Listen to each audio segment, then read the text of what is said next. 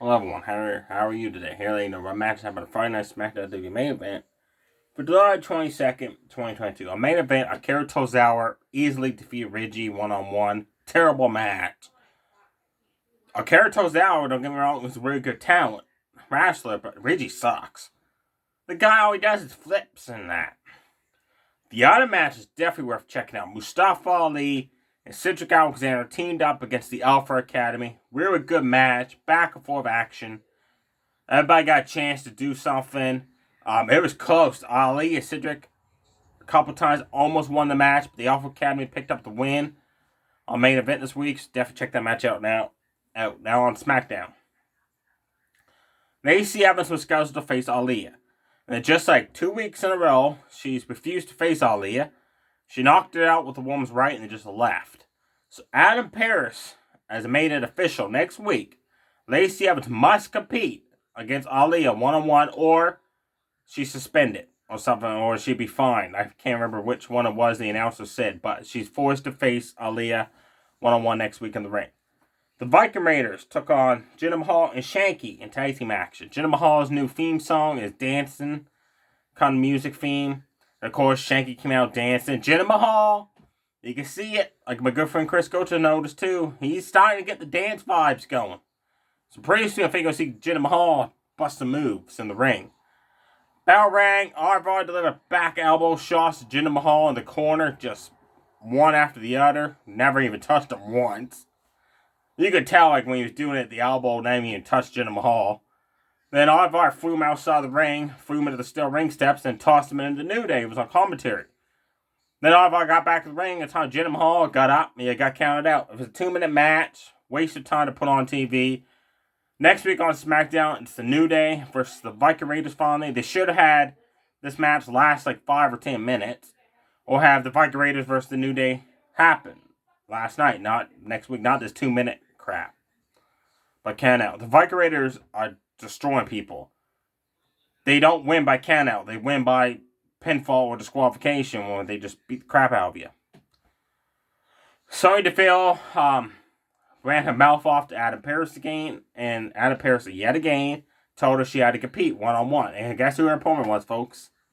Raquel Gonzalez. Yep. Of all the times Sonya Deville's running her mouth off to Adam Pearce, it's the exact same one he puts her in the match with. Change it up, man. Have like her face Liv Morgan, Natalya, Shayna Baszler, Xia Li, Lacey Evans, Aaliyah. Anybody besides Raquel Gonzalez. We've seen it 3 times now. Come on.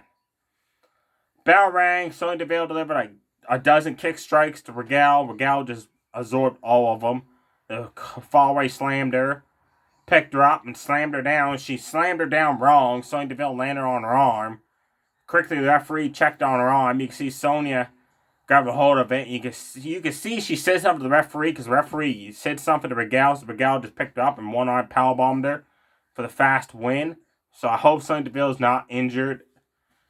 And Raquel, she's just like Nia Jax, folks. Like, I'm sorry. I know there's people out there that like her.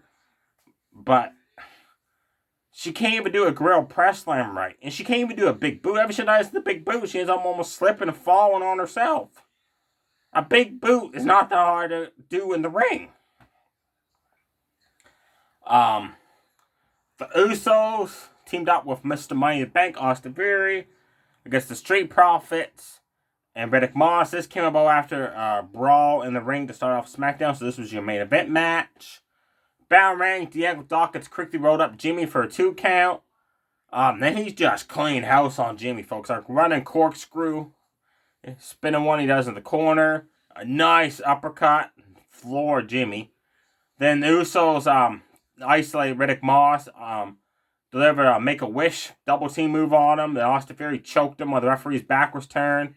Riddick Moss got away. Tagged in Diego Dawkins. Montez Ford jumped in. They delivered a double team drop kick to Jey Uso. Everybody started fighting everybody. Jey Uso hit the Uso splash on Riddick Moss off the top rope, and he went to tag out. Austin Theory jumped off the ring apron, refused to tag back in, and then everybody started fighting outside the ring. Montez Ford did a dive over the ropes, knocked down his partner in the Usos. So left Austin Theory, who's not even the legal man, and Riddick Moss, who's also Not the actual Randy Moss was illegal, sorry, but Austin Theory wasn't. They were the only two left standing.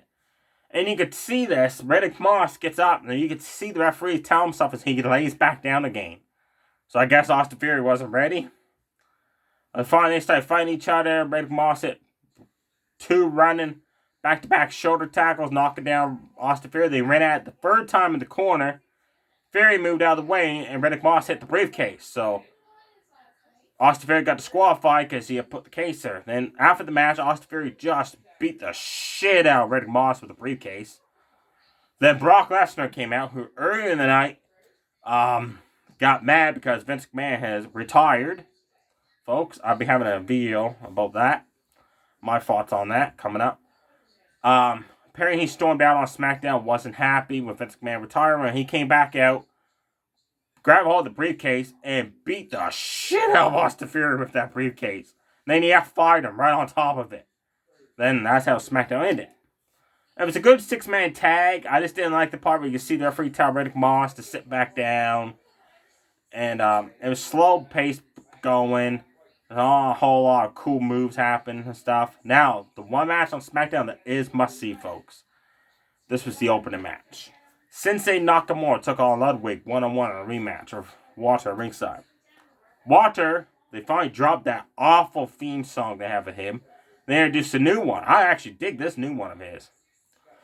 Soon as that bell rang, Ludwig just started putting the boost to Nakamura in the corner. Then hit a running uppercut. Nakamura quickly answered back with a nice spin kick, followed up with a kick off the top rope, and then quickly hit a jump up knee drop. All over Ludwig, just kicked his ass. Running knee to the guts in the corner as Ludwig was, laid out over the top ropes. Ludwig answered back with an overhead suplex, followed up by a running knee. Almost won the match, and Nakamura kicked down the 2.5 count. They started fighting outside the ring. And Walter approached Nakamura and prevented him from getting back in the ring. Then he nicely stepped aside. Nakamura slid back in. Ludwig knocked him down with a sliding clothesline. Then Ludwig went to do his finisher, and Nakamura reversed that. Went for King Sasuke. Walter, as the referee's back was turned, punched Nakamura, knocked him silly, and as Nakamura turned around, Ludwig hit a underarm DDT for the 1-2-3. Great match, action-packed, folks. Check this match out between Nakamura and Ludwig. After the match, even though Ludwig won, he still suffered the chop from Walter because Walter had to help him win. He didn't win on his own. There you have it, folks. Definitely check out that match on SmackDown, and definitely check out the Alpha Academy versus Mustafa Ali and Cedric Alexander main event. The other matches, you didn't really miss nothing, folks.